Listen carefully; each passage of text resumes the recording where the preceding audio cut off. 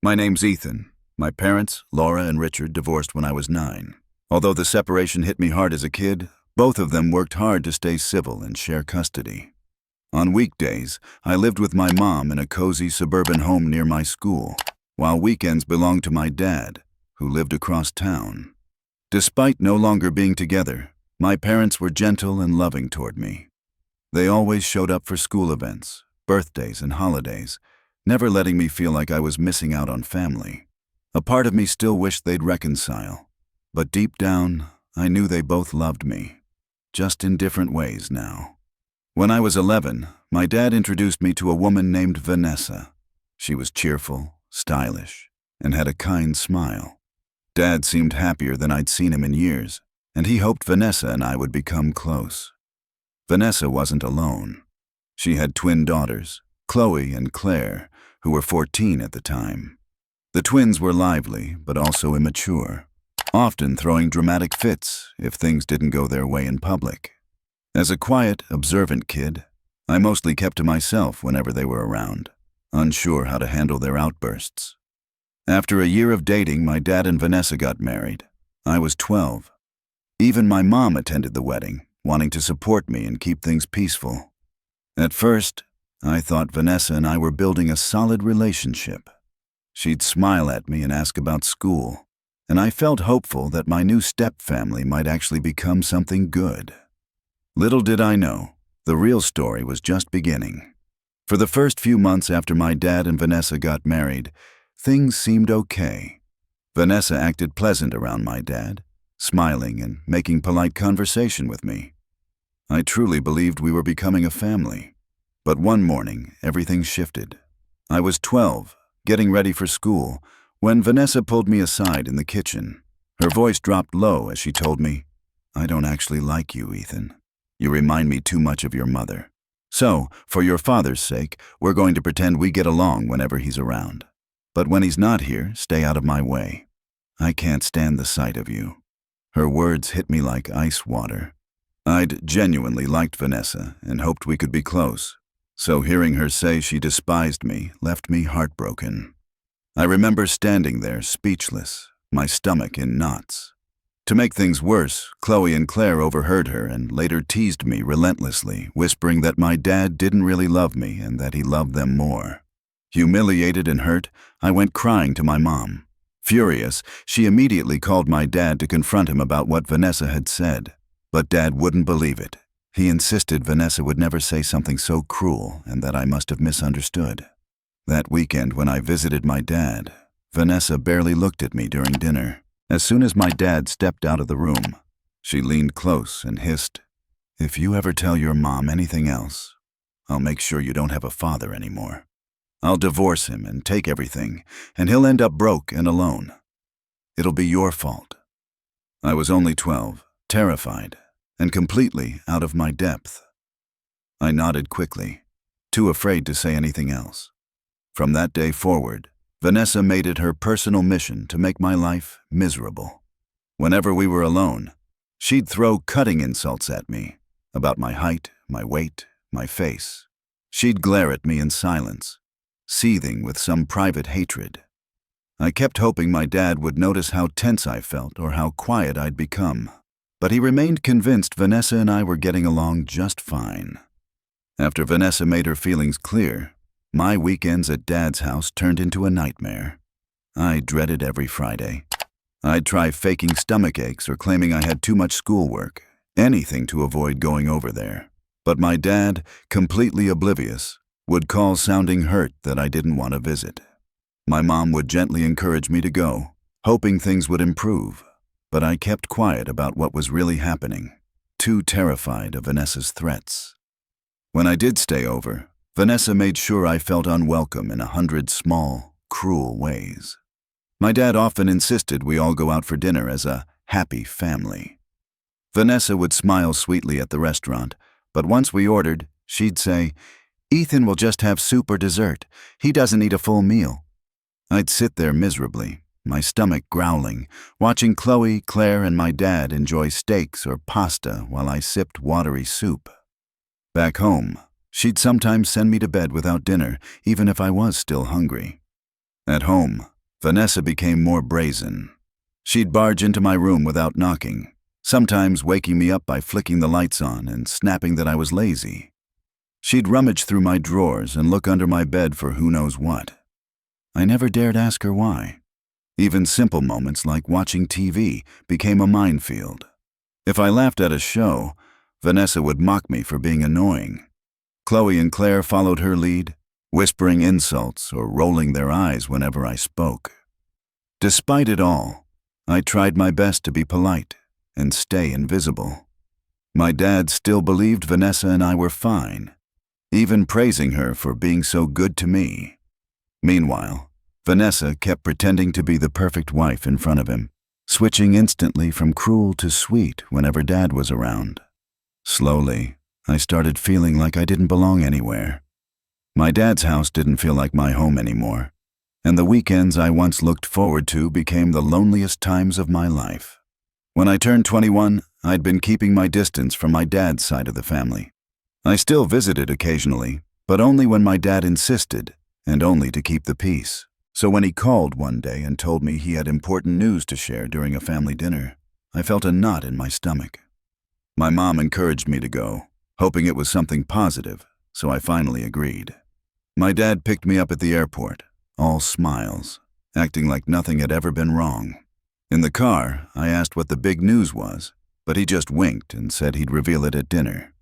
When we arrived at his house, Chloe and Claire were already there. Neither of them bothered to say hello. I ignored them, pretending not to notice the cold glares. Vanessa stayed polite enough, but there was a tightness in her smile that made my skin crawl. That evening, over dinner, my dad cleared his throat and began a speech about family and how much he loved us all. He said losing a close friend recently had made him realize he needed to set his affairs in order. He'd been working with a lawyer to draft a will. At the word will, Vanessa and the twins practically leaned forward in their seats. Dad explained that he'd decided to leave the house to Vanessa, so she'd have a place to live if anything happened to him. Vanessa smiled, kissed him on the cheek, and looked pleased. Then my dad said he was leaving his vintage Mustang, a car we'd spent countless weekends working on together, to me, along with his entire retirement account. It wasn't just a car. It held years of memories for us. Hearing him say it made my chest tighten, and for the first time in years, I thought maybe there was hope for our relationship. But the minute Dad said my name, I saw Vanessa's expression shift. The pride vanished from her face, replaced by something cold and calculating. Chloe and Claire exchanged furious glances, their lips pressed into thin lines. The twins immediately started protesting. Chloe snapped, "Why does Ethan get the retirement money? We're your daughters too." Claire chimed in, "He doesn't even visit. Why should he get more than us?" Vanessa folded her arms and said, "Richard, it's not fair. Ethan's a man. He'll make his own way. The girls need security. You should leave them the retirement fund instead." Dad tried to explain that he'd already paid for their college and that they'd be getting half the joint account he shared with Vanessa. But Vanessa kept pressing, insisting I didn't deserve so much. Then, as if flipping a switch, Vanessa burst into tears. Big, theatrical sobs echoed around the table. Dad and I exchanged shocked looks. Dad tried to comfort her, telling her not to cry, that he'd divided things fairly. Through her sobs, Vanessa said she couldn't keep silent any longer. My entire body froze. She took a shaky breath and, in front of everyone, claimed that for years I'd been making sexual advances toward her. She said it started after our family trip to Greece when I was 14, the same vacation where we'd argued over comments about my weight and height. According to Vanessa, ever since that trip, I'd been staring at her, trying to barge into her room, lurking near the bathroom door when she showered. She said I'd grown obsessive, and she'd been terrified to be alone with me. I stared at her, speechless, my mind spinning.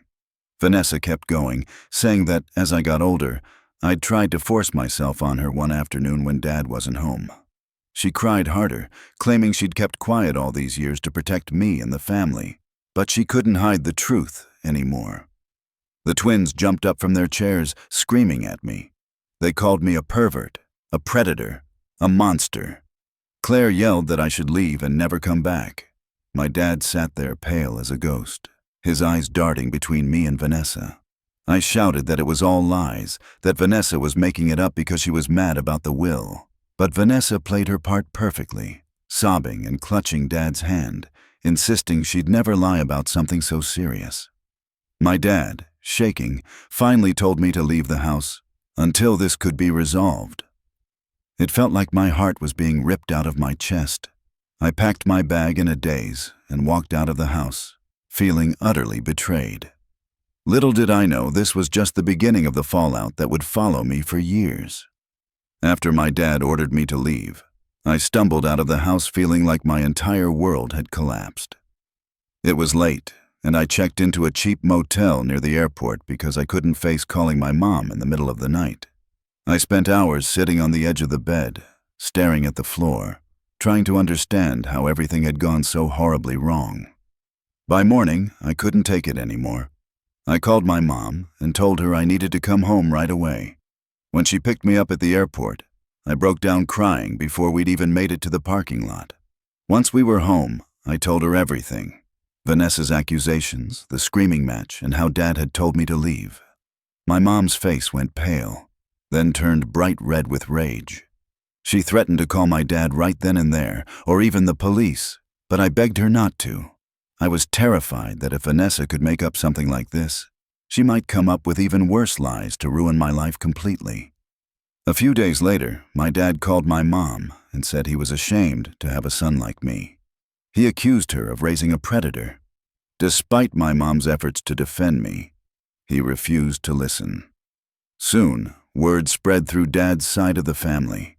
Aunts, uncles, cousins, all people I'd grown up loving, began calling my mom, accusing her of protecting a molester.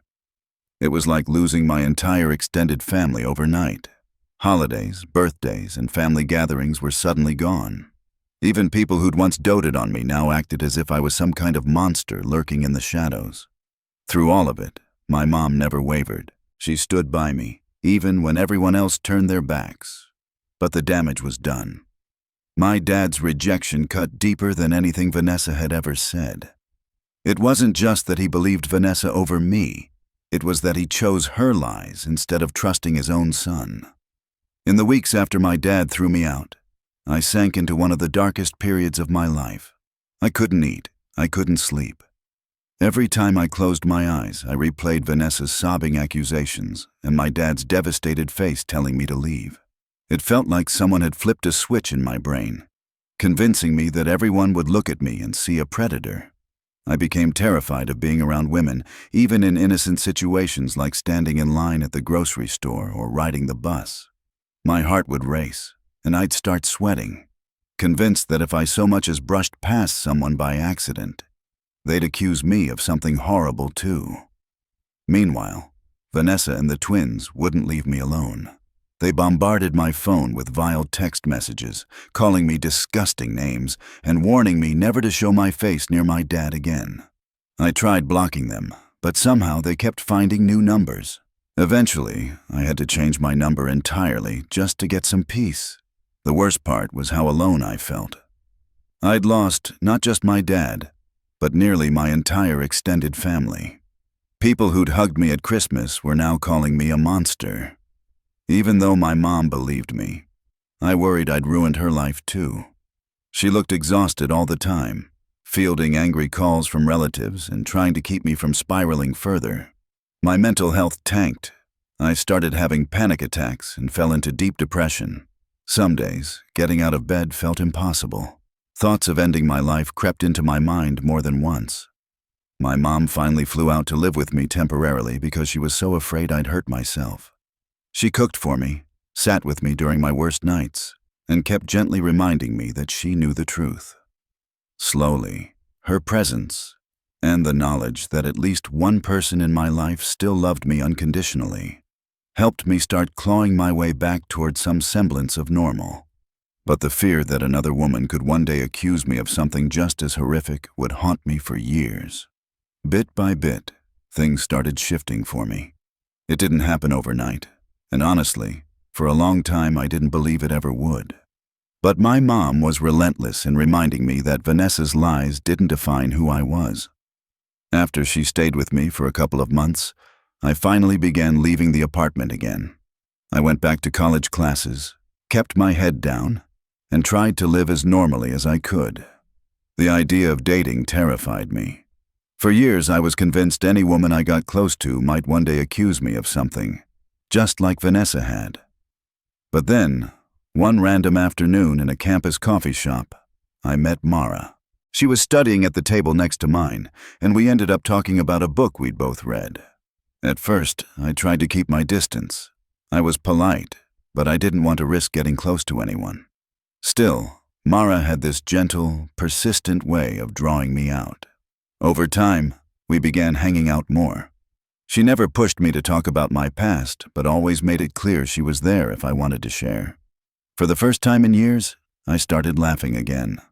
Eventually, I opened up to her about Vanessa, the accusations, and how my dad had abandoned me. I expected disgust or fear, but Mara simply held my hand and told me she believed me.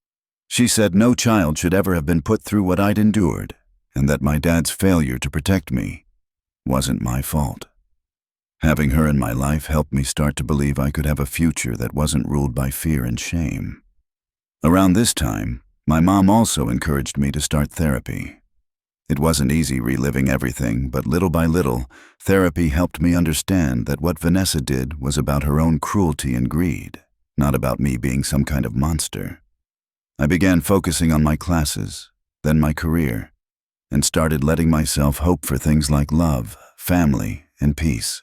Mara and my mom were the two anchors that kept me grounded. I still carried scars, but for the first time, I felt like maybe I wasn't completely broken after all. It's been several years since that night my dad chose to believe Vanessa's lies over me, and my life has changed in ways I never imagined. About 6 months ago, I took the biggest leap of my life. I proposed to Mara. She said yes. It still blows my mind that someone like her could love me after everything I've been through. My mom was ecstatic when she heard the news. Mara and she have become close, and we've even talked about moving closer to Mom in the next couple of years, especially since Mara and I both work remotely and want to start a family someday. Therapy has been a huge help. It's a long road, but I've started to feel more like myself again. I'm learning that Vanessa's cruelty doesn't get to dictate the rest of my life. I still get anxious sometimes, especially around large family gatherings or situations where I feel scrutinized. But I'm not living in constant fear anymore. About a week ago, out of nowhere, my dad called me. I hadn't heard his voice in almost 7 years. At first I thought it might be a telemarketer or a wrong number, but when I picked up, it was him. He sounded older, his voice shaky. He told me Vanessa had been cheating on him with his best friend for years. When he confronted her, she finally confessed she'd invented the entire story about me assaulting her. She'd done it because she hated me and wanted to make sure I'd get nothing from my dad's will. My dad said he'd divorced her and wanted to make things right between us. I listened, but I felt nothing. I told him he was no father of mine. That when I needed him most, he abandoned me and let Vanessa destroy my life. He tried to argue, but I hung up. Since then, I've blocked his number, as well as the numbers of my dad's side of the family. I owe them nothing. I'm finally building a life I'm proud of, a life with Mara, my mom, and the hope for a peaceful future. And I've realized that sometimes family isn't about blood at all.